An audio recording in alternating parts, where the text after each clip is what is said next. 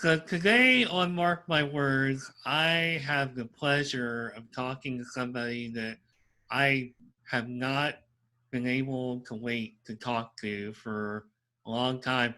When I came up with the idea of doing this podcast, my guest today, Laura, oh God, we just talked about how to pronounce your name, Gariepy. Did I get Yes, that you right? got it. I had to think therapy, just like we talked about before we recorded.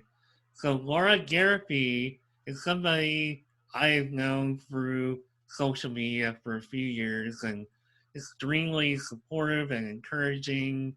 And hopefully she feels the same way about 100%. me. And she was like, raised her hand, first person that like pretty much the first person who said they wanted to be on the show.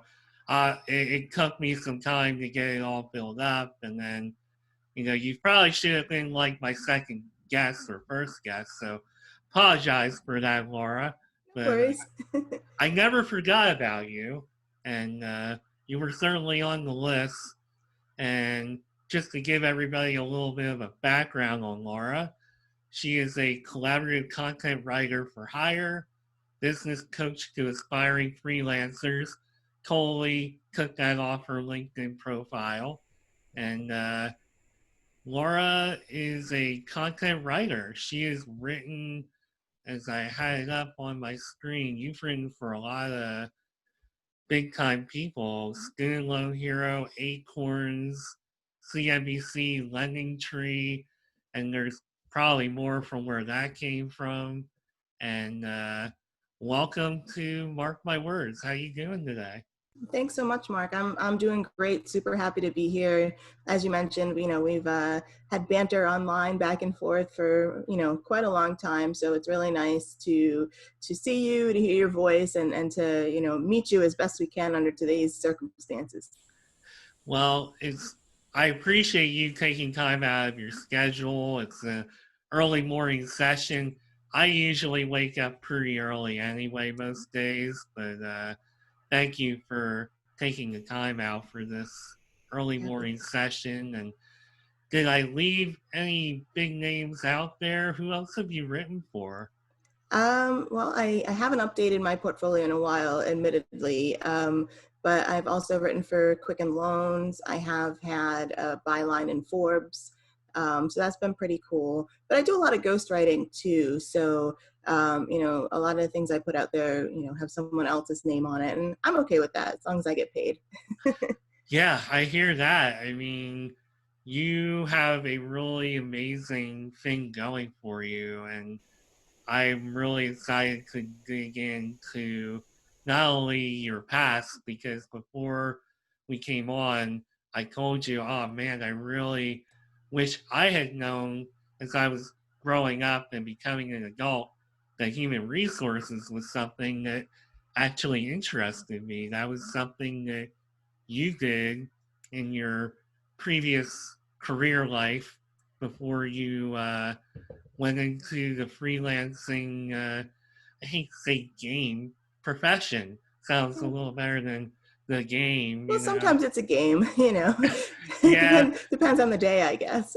I've lived it a little bit, so I know it's certainly a lot to juggle, and we'll talk a lot about that. And for me, with this being like not only talking to entrepreneurs about their lives and what they do, I also like to get into how you got there. And I know I'm always really fascinated by the beginnings for people, because here you are, you're doing all this incredible stuff, freelance writing for all kinds of amazing people out there, amazing companies, and you're giving support to those starting up. But you started out, oh, where did I see it? So you actually started studying psychology. So I don't necessarily see psychology as something you ever actually did professionally. How did you become interested in psychology, and how did that not necessarily work out for you? Wow, we're going in the Wayback Machine for this one. That's how I roll. Well, I guess, going back to undergrad, I was majoring in early childhood education for a while, and the school I was attending required you to have a double major. And so I adopted psychology because I thought that went well with education. Way before I even got into human resources, I was actually working in a daycare and teaching private preschool. Putting my studies to good use and getting some experience. Then I decided I didn't really want to do that for 40 years. I couldn't see myself doing that. So I dropped the early childhood major, but I was so close to graduating at that point. I only needed like a couple more psychology classes to complete the degree. So that's what I did. So what about it did you learn that you said, I can't see myself doing this? I mean, there's just so many kids. I enjoy teaching in general. I liked having the experience of playing games and doing activities with the children. But there's 10 of them and one of you, and you just go home with one big headache every day. I couldn't see myself doing that for decades, and I give major props to the folks that do. No, absolutely. I mean, for me, I feel like it takes a particular type of person and personality to deal with, a whole classroom of kids, whether it's at, the preschool level or even the nursery school level, if they I even just have nursery schools anymore. I don't even Yeah, I know. mean that's like your infants and toddlers and stuff, and I worked in those rooms too, with that age group, and my patience just wasn't thick enough. It was paper thin by the end of the day, and that's no, not fair to the kids, and it certainly wasn't fair for me either long term. Yeah, I totally get it. And it's great of you to be that self aware before you really get out in the trenches and you're just like, look, this is something that I may not be able to like handle in the long term. And that takes a certain amount of self awareness. So I think that's really great of you. It says a lot about like you and how you are in touch with what's going on with you. Yeah, So I mean my motto is if you're not happy, then you have to do something about it. yeah, I mean, certainly not the, we talked about my previous work week. I have a weird schedule. I work Thursday through Monday at this point, but I'm also kind of going through that right now where I'm just learning, okay, I've been doing this thing for over a year, and it's like, okay, this is not, I'm not really sure about it anymore. And you learn these things as you go.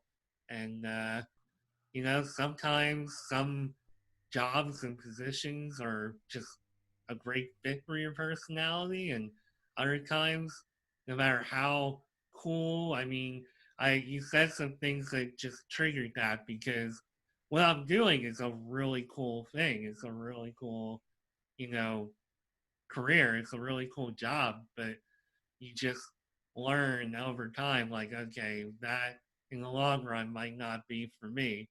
So that's just what we all need to learn. And it kind of goes back to me saying, because I worked for a few years as a manager at my previous job a long time ago, and I did a lot of HR projects. I'm like, man, I really love doing these HR related projects. I love dealing with like the staff and managing them and dealing with some of those interpersonal relationships and stuff. But by that point, I was well into my career and had a real hard time making that transition. So I'm kind of going down a rabbit hole here, but to make the connection back to you, so you kind of decided psychology and that path that you were on wasn't for you, then you decided to go with human resources. What brought that on for you? So when I was studying for my undergrad, after I was teaching preschool, I went into retail because it had a flexible schedule, and so it lent itself well to being able to be a student.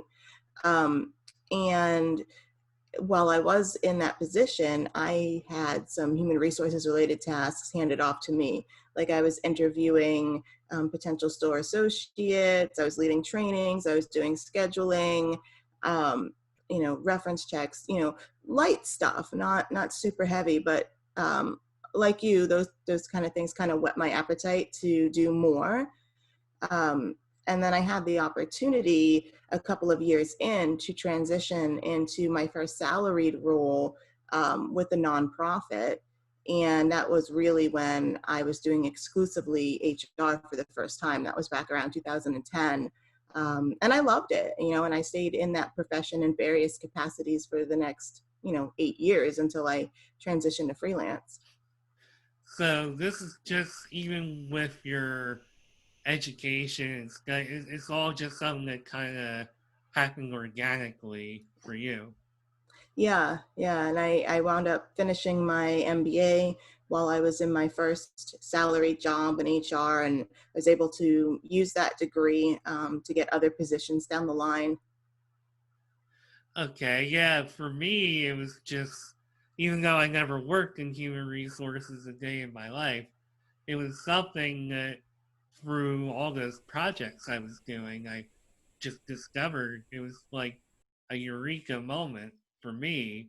And I guess it's never too late to get into anything. We talked about that before we started, but I'm hoping to go on another path with my life than that at this point. But it's one of those things where, for me, when I was growing up, I always kind of knew that I wanted to be in like telecommunications or around technology. It always seemed exciting to me to be in those in those I'm looking for a word, scenarios, a word I'll use here, but just in those like atmospheres. I don't know. I was always, I guess, fascinated by just watching TV or watching a show, and I'd be like, I want to know what goes on behind the scenes and what are these people that are on screen, or who, that I'm hearing on like the radio, like what are they really like? And that was the kind of thing that, it was like kind of a thing that I grew with, and it was something that I was just laser focused on. It wasn't like it was something that just kind of happened organically. It was something that I was like determined I was going to do it, and that's the life that I wanted. And in some ways, I learned that this field is like amazing and all filled with all kinds of excitement and surprises, but I've also found that it's full of like a lot of stress as well. And that's the kind of stuff I guess that you learn as you go along in life. And for you, so you worked in human resources for a decade, and there came a point, obviously, where you decided that you wanted to do something different. What was the point where you decided, I want something different? Maybe I want to work for myself, or I'm a great writer. I want to, hone into that a little more. What exactly caused this particular transition, this phase? Well, I was originally trying to retire early. So I was stockpiling some money. I said, geez, by my middle, late 40s, I might just be able to sail off into the sunset. And this was, a few years ago, probably really early 30s. And then in 2017, I lost one of my grandfathers. And I live in Florida. The majority of my family lives in Massachusetts. So I had 3 days to hop on a plane and bury him and be with my family and then come back. Like I literally was in the office Monday and Friday and did the funeral sandwiched in between. And, I'm grateful to my employer for providing the bereavement time. They don't have to do that. But at the same time, it sucked. It felt rushed. And I didn't want to have to go through that again. So it made me consider, it's like, okay, how many people are going to pass away? How many opportunities in my life am I going to miss because I am committed to this particular work schedule? And the answer was too many. I needed to restructure my life so that when big things happened, whether they were happy or sad, I could properly attend to them. And I wound up putting in my notice at my full-time job about 3 months after my grandfather passed. And that's something that I think a lot of us 9-to-5ers have an issue with, is just finding the time for actual self-care. And that is something that you obviously, unless I'm looking at it through rose-colored glasses, it certainly seems like you have that in your life now. Like you have complete control over that. I do. Sometimes I get into like a workaholic kind of mode where I just put my head down and try to knock something out. And then when I come up for air, I'll realize, oh, geez, I haven't been living by my principles. I let it slip. And then I have to consciously go back to adding more leisure into my life, adding more fun, more self-care, more time spent with loved ones. But for the most part, you're right. Matter of fact, after our interview today, I might just knock off for the afternoon and go out and do something and enjoy the sunshine just because I can. So yeah, I try to take those opportunities whenever possible. And that is an opportunity I'm hoping to have someday myself. And I feel like that almost fits your moniker so well of Every Day by the Lake, which I told you is a genius way to brand yourself. And I feel almost kind of silly for asking how you came up with it, because I Oh feel no. like you alluded to it a little bit already. It's not a silly question at all. I get asked that all the time. So it's kind of literal and metaphorical at the same time. I actually live on a lake, so I have a pretty good sized body of water about 20 feet from my back door, and it's gorgeous. It's the perfect writer's backdrop. It's very serene. It's beautiful to look at. And I say that my home and my lake are my happy place, and so I want to help people and business owners find their happy place or spend more time at their happy place, their lake, quote unquote, by either providing them content writing services or helping them get into freelancing. All I know is your identity just makes me want to put my feet on a table or a desk and just say, "Yep, I'm every day by the lake." Hey, But totally, totally doable. Lots of paths to get there. but it does take a lot more work than that, and Sure. Yeah. we're we're gonna talk about that. So you became a content writer. Now, did you start the content writing while you were still working in your 9 to 5, or you just dropped the 9 to 5 and said, I'm ready to go?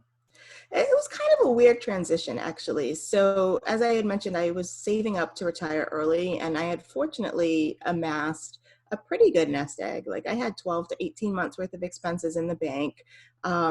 When I quit my full time job, I didn't really know what I was going to do. I just knew that I needed to make a change, and I was financially able to take my time trying to figure that out. Um, So I actually worked a couple of part-time remote jobs at first. One was continuing to provide support to my employer while they sought a replacement. And then I had a couple other gigs as well, just to kind of preserve my nest egg and give me something to do while I was trying to figure out my next big move. Um, I was learning a lot about online business, and I realized a big component of that was having a website. Like, you need a website, you need a blog. So I started to learn about blogging, and I started a blog. And I started to make friends in the blogging community. I think that's ultimately how you and I became connected. Um, and I basically started building a network. Um, and then in the early summer, I believe, of 2018, 4 to 6 months after I had quit my job, I got paid for a guest post that I wrote on another personal finance website. And I was surprised. I wasn't even expecting to get paid. I just wanted the kudos because it was kind of a big name site. So when I got the check in the mail, I'm like, hot damn, maybe I can actually make a go of this and replicate this process, on a sustainable enough basis to make a living. And, fairly quickly after that, I responded to a call for writers for another website that I had been following. And I've been writing for them ever since. They became my first recurring client. And then it just really snowballed from there. Wow. So this really, I feel like a lot of the success that you've had in your life is all just kind of happened organically. It doesn't even sound like a lot of it was planned. Am I wrong? You're not wrong. I plan in the sense that I prepared financially, you know what I mean? It's like I knew that I was going to be able to support myself and my family during this next phase of my life, but I was open to whatever shape that was going to take. So am I living my life wrong? Because I'm like a big planner and We're just different personalities. That's all. I know a lot of people that are super planners, and honestly, I think that I kind of used to be that way, and sometimes I still can be. Sometimes I can get so um, bogged down in the details that the bigger picture eludes me. And so I'm trying to be conscious of that because I feel like my life goes in a better direction when I'm at least able to keep the bigger picture somewhat in focus. well, let me ask you this, and maybe I'm beating myself up a little bit, which is great considering my name is on this podcast and I'm trying to make people feel good, but hopefully it doesn't come across that way too much. But so I did some freelance writing a few years ago, and it was basically with the same company. I had an editor that was pretty difficult to work with, and the other site they just shut down, so they don't produce any more content. I had and still have a muckrack profile. Like, my portfolio is absolutely loaded. I did all that blogging, and somehow I did not walk away progressing with my writing career. What, without me giving out any other detail than that, what do you think I could have done differently to, other than maybe hire you to to get that going more? Um, I believe in the power of building community. So I think that the more entrenched you get, the more opportunities will come your way. Um, it is a slower process. It's, I mean, sending out pitches is a slow process too, because your success rate is all, not guaranteed in the slightest. You may never get any replies from that. But if you do, it's more of an instantaneous win. But my method for having a continuous pipeline of opportunities is just to continuously be engaged in the community, because you grow your network, you form collaborative partnerships, you stay top of mind so that when things happen, you're like, oh, that's Laura. I need a freelance writer. I want to go to Laura, or I need a freelance coach, or I have a question about freelancing. Like, you become the go-to person just because you're so active. Everything online moves so quickly that if you're not consistently having your name out there, you get forgotten, unfortunately.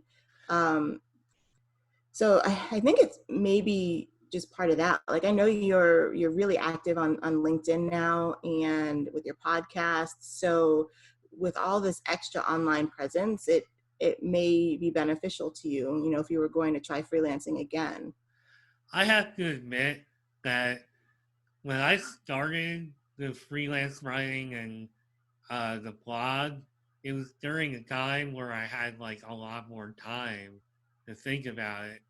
And I think especially with my current job, it's like a 90-minute commute in and sometimes 2 hours or more to come home.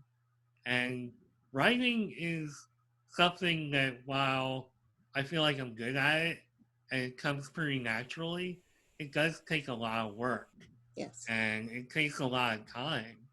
So that is a very important factor in, at least for me, in just making the time. It was just funny that when I had the time and I was building up, I just kind of hit that wall, and then I wound up getting this job because, well, it pays better, so I had to take it. So I had other jobs where I did have the time to sneak some of that other stuff in. I can't do that at this point, so it's just interesting to hear your perspective on that. And I have found that all the stuff I'm doing on LinkedIn and the podcast, somehow it's a little easier to fit it into my life at this point.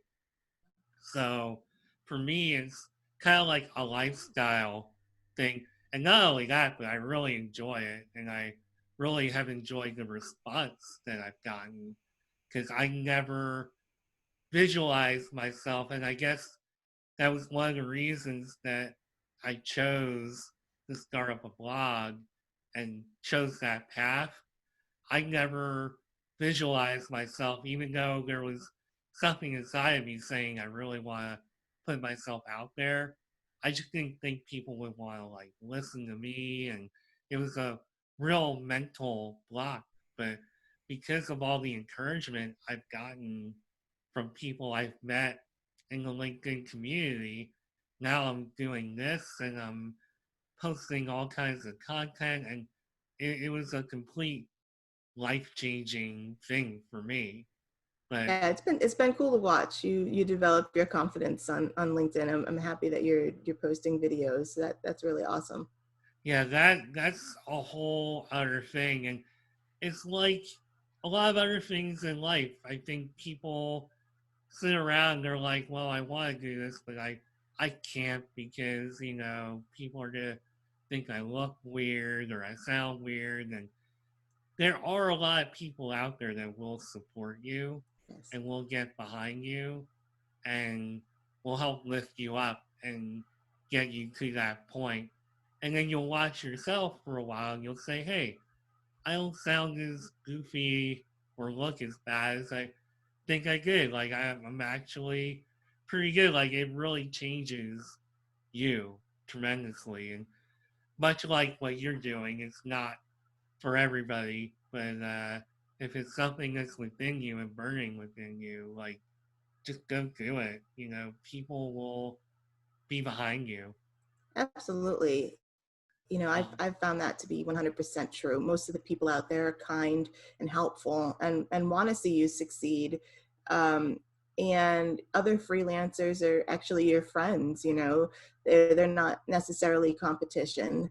I've had coaches and mentors and my experience that have been other freelancers, and they've been more than willing to guide me and pass along opportunities to me. And it's just, we're all in this together to some degree. oh yeah, I mean that's the great thing of from my experience being in the social media universe, trying to do all this stuff for myself as opposed to just working in an office environment. I think it's way more supportive. I think everybody has their own focus and their own path. And while, yeah, we're all, I hate to use the word competing, we're all competing, but it's not like a resentment kind of thing. Like, I don't think resentment builds up. I think everybody, at the end of the day, understands that we're all gonna make it to the finish line in our own way, in our own time, and we all have our own different talents and all our different niches. And I found that to be really great, for all the smack talk that social media gets. I think there is a really good side of it, and our relationship is one of the prime examples of it. That we met on Twitter of all places, and we got to see each other's work and admire what we do. And you're really amazing at what you do, and I'm good at what I do, Yes, but you are. just You could have totally get paid for it. just haven't really quite found my niche, But that's okay because I'm comfortable with myself, and I can still support others who may, have found their path quicker or had, connections that really helped them out. And, you gotta be comfortable with yourself and maintain focus on your own goals, and just, you gotta keep working at you. It's just like in life, you just gotta keep working at it. So I feel like I got completely off task here, but That's all right. so this year, 2020, has been a bizarre year to say the least. And I see here we talked a little bit before we started recording. You're now also freelance coaching aspiring freelance writers. How did that come about because of the pandemic, or was that in the plans anyway? I actually am available to coach pretty much any type of freelancer. Like right now, I'm working with a writer and actually a marketing professional. Um, so totally open to whatever kind of freelancing folks want to do. But to your question, it was kind of in the pipeline. Like I always wanted to develop other income streams other than the writing, um, for security purposes, for wanting to make more money purposes, for just wanting to do different things.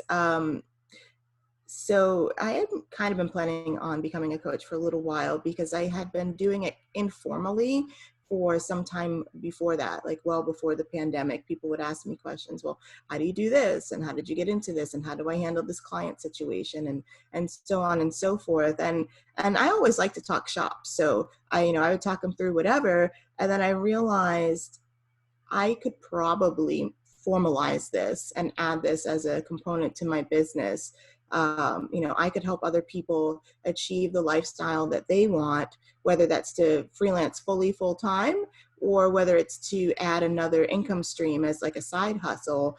And I can make money doing it. So it's a total win-win. That's pretty amazing. I mean, how does it feel for you?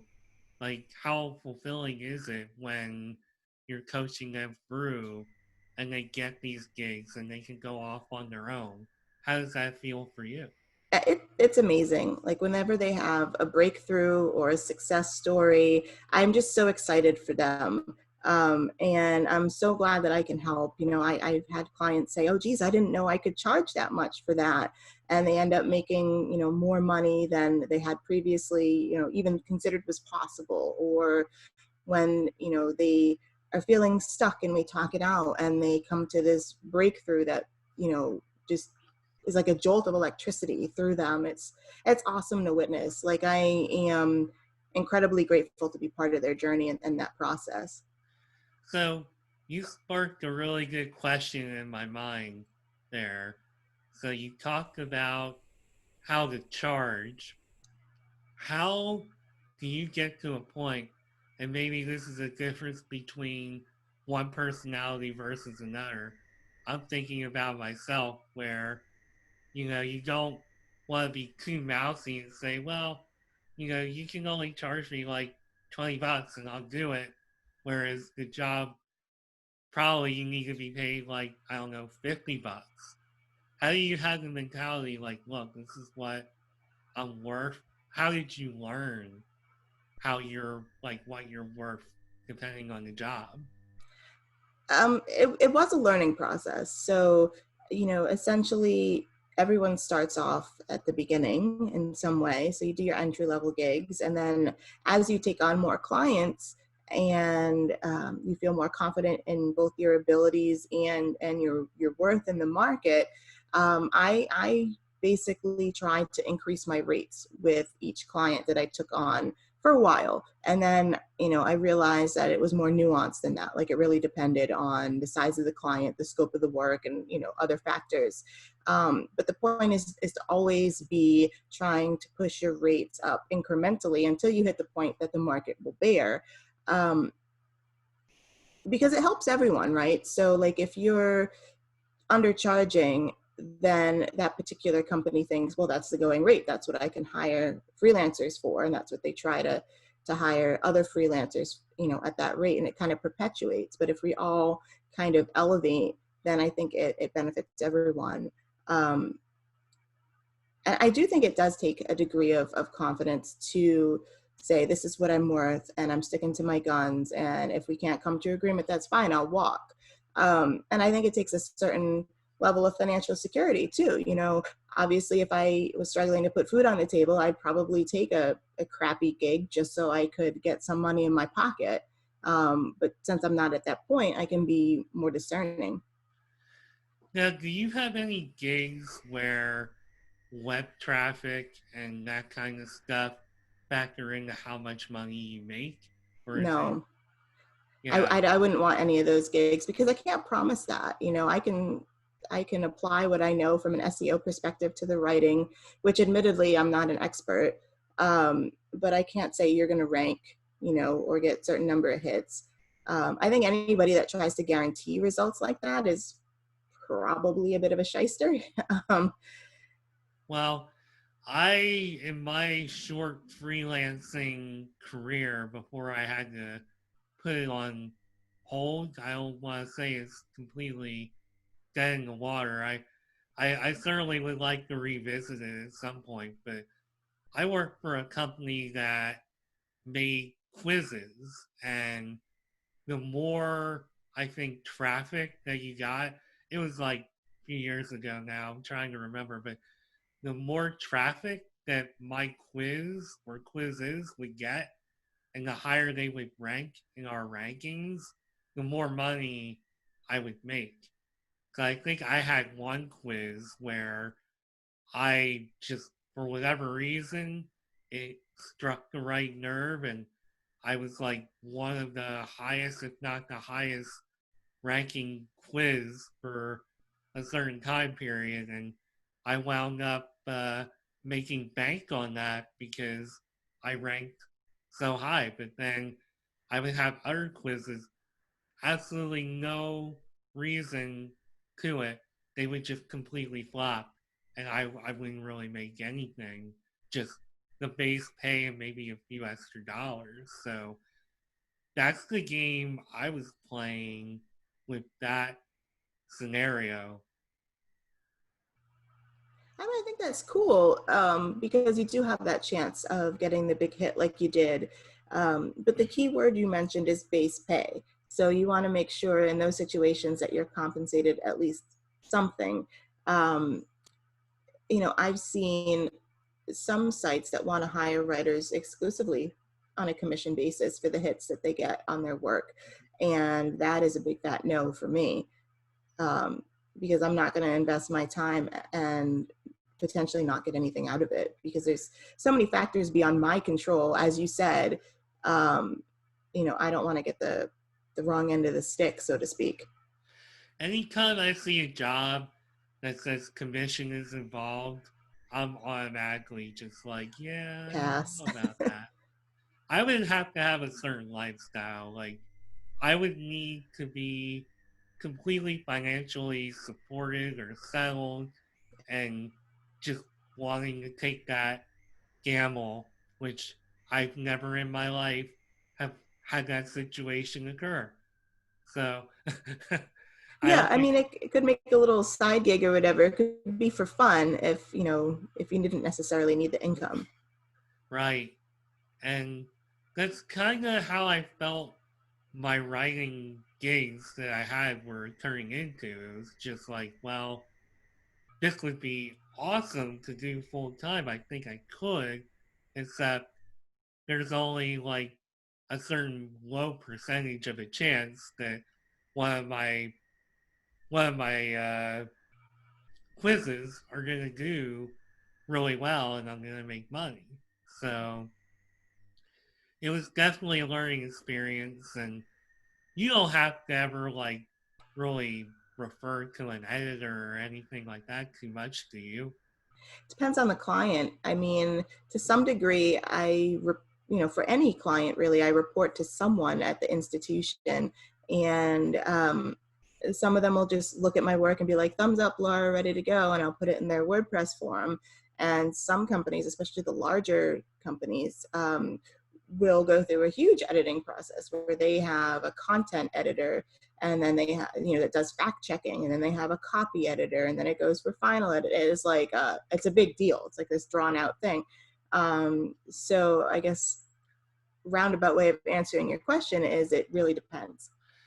And that all goes back to the saying that I'm gonna paraphrase that we all have a boss in Yeah. some way, shape, or form. Even somebody with this fantastic setup and career, you know, you have so much control, you're self employed, but even you have a boss. But if they really piss me off or if things aren't working out and I have other bosses, I'll just fire that one. And that is the reason why we all want every day by the lake, because that is the kind of power I don't have in my life at this point that I'm trying to build up. And the whole reason for this podcast, at least one of the big reasons, is to open people's eyes to make them see that, you know, I do have the power to have that kind of control over my life. Now, getting there and figuring out what your gift is or what you have to bring to the table, that's a little bit of a different story. But I learned through going on to social media, starting up my blog, I was like, wow, I'm not really successful in the way that I want to be successful, but I see that I have the power to do it. And perhaps there is another path for me or something else that I need to get that going a little bit more. But I do have the power. I can do something about it. And that's why I bring people like you onto this podcast, because I want people to see that they have the power. And it'd be interesting to know. I mean, based on your story and what you've told me, you probably didn't even realize you had all that power until it happened. Am I right? Yeah, yeah, that's pretty fair. You know, um, when I quit my job, I realized that uh, I was incredibly fortunate to have the financial ability to do that. And so I guess I felt a certain amount of power there because, you know, financial security gives you options for whatever route you want to take. But I definitely have been stepping more into my power during this whole journey as I've grown, as I figured things out in the business world, as I've realized exactly what I've carved out for myself. Like I basically knew this was what I wanted, but you can't really understand it fully until you're in it. So what should people listening to this episode learn from you about building yourself up and maintaining your business? That it's about community. Um, when you build relationships continuously and you nurture them and you keep your circle ever expanding, opportunities will come to you. You don't necessarily know what, you don't necessarily know when, but it's an amazing way to keep your pipeline filled up. So that way people find you and you don't always have to be searching for your next opportunity. Do you feel like you're searching for your next opportunity, or are the opportunities just flowing onto your lap? It's a mix. I get approached regularly, because people find me online, and sometimes the opportunity works out and sometimes it doesn't. But I do keep my eye, on freelance gigs that are posted. I keep my finger on the pulse. When contacts in my network post an opportunity, I might respond. So I do still actively pursue some things if they pique my interest, but I feel like some of the pressure is alleviated because I know at least some of the legwork is being done through my community, essentially. So what's next for you? So you became a content writer, you're coaching. What's next on the table for you and your business? So I'm actually launching a completely new brand. My new website is currently in development. Fingers crossed it goes live sometime next month. And it's going to be called Before You Go Freelance. Um, and so on top of the coaching, I'm developing an online course. So I'm actually in the process of writing that right now. And that I hope to sell by the end of the year. That's my goal. And my 2021 goal is actually to start a membership site on the Before You Go Freelance site. So for like a low monthly fee, people could have office hours with me, access certain exclusive content, things of that nature. So that way there's an opportunity to work with me at various price points. Before You Go Freelance is going to house all my blog related content on freelancing. I actually have started a podcast of my own that's not been publicly released. It will be publicly launched when the new site is live. So that's exciting. I do have quite a few things in the pipeline.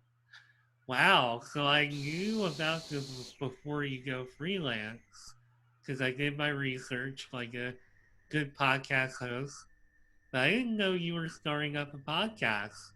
What brought that on? So I wanted to try my hand at a different medium. I've been expressing myself through the written word online for a few years, and I know different people learn in different ways. I like to digest information in different ways. And I basically wanted to diversify how I put my message out there and reach other people. And so my podcast is going to be called In a Freelance Minute. And essentially it takes whatever blog post topic I have that week and distills it into a 2 to 3 minute sound clip where you get basically the nuts and bolts of the topic. And you can just take that clip and listen to it if you don't have the time or don't want to read the blog post, and you'll still get a lot of what you need to know on that topic. So I'm hoping to appeal to people, that have busy lives too. You're like a branding genius. You I don't realize know about that one. because all of your monikers, your like brand names, they're like so good. Thank you. Yeah, they definitely were a long time in the making. I bought a few domains that now I look at them and say, why would I ever go with that? But this one feels pretty good. Before You Go Freelance.com will be a winner, I hope. Well, I'm not gonna sit here and say I hate the name of my blog, I but like it. I'm not a big fan of it, and I'll tell you why. It's because the name of this podcast is so much better, and I didn't even come up with the name of this podcast. Recipes for Your Soul. I'm probably getting her Twitter name wrong, but she's the one who came up with Mark My Words. She commented on a post that I had. I A remember that tweet. post. Yeah, she commented on a tweet a few years ago. Excuse me. I I'm so much better. I have at least one coughing fit during these episodes. I just want to say, I almost got through it. I have some kind of allergy the past few summers, like a post nasal thing, and like gets into my chest, and I've had it's been better as the summer has gone along. I think the break that I had actually was a good thing because I was really not doing well. Like I kept coughing while talking. That's another topic for another time. But I can't remember her name 100% on Twitter. Recipes for Your Soul, Recipes for Your Soul every day. Maybe I can look it up quick if you don't mind me being rude. No, you're good. Look it up because she deserves all the credit in the world for the name of this podcast. Recipes for. It's still not coming up. Well, I guess I won't waste too much airtime on this, but Oh, you can drop a link in the show notes for her. yeah, because recipes for every soul. Okay, There you go. I found her on Instagram. So Anne, recipes for every soul, commented on a tweet, and she was like, you should have named your blog Mark My Words. I was like, holy crap, that's amazing. That is like such a good name. I never would have come up with that. So I need these branding geniuses to help me with that because you're good. You're very good. Thank you. I mean, sometimes I benefit from outside perspectives too. So I wouldn't beat yourself up about that. So sometimes you just too far in the thick of it to see things. Yeah, I think sometimes you think so hard about how to be creative and sleek and sound really smart with it, and you can line up with something that is kind of a knockoff of a newsman that you watched when you were growing up in Pennsylvania, because that's where Marky Mark's World came from. There's a guy, Don Pollock, who used to do all these like really like irreverent little news, not really even news, just he would go to like all these weird places, meet all these weird people. They're like these weird features that were really funny, and he was good at just being kind of goofy. And I loved his little features at the end of the news, and even the anchors after his features, they would just be like, yeah, so we're out for today. And he was amazing. I don't know how much he does anymore, but Don Pollock was the inspiration for the name of my blog, and yeah, he's a really goofy guy. He's pretty cool. I would have guessed Marky Mark's World had something to do with Marky Mark and the Funky Bunch. So I learned Uh, something new today. no, and actually some people have said, well, watch out for copyright infringement there. I'm like, okay, I make absolutely nothing off this blog. Pretty So low risk. yeah, don't worry about it. I'm sure he's not upset. But I guess with all that being said, Laura, it's been amazing talking to you and really Likewise. enjoying our time. You already gave out some information on how, what's coming up. Is there any other information that you want to give out as far as how people can work with you and get a hold of you? Yeah, absolutely. So you could feel free to email me if you have questions about freelancing or anything that Mark and I have talked about. I'm at laura@everydaybythelake.com. I am most active on Twitter, so you can find me at Everyday Lake.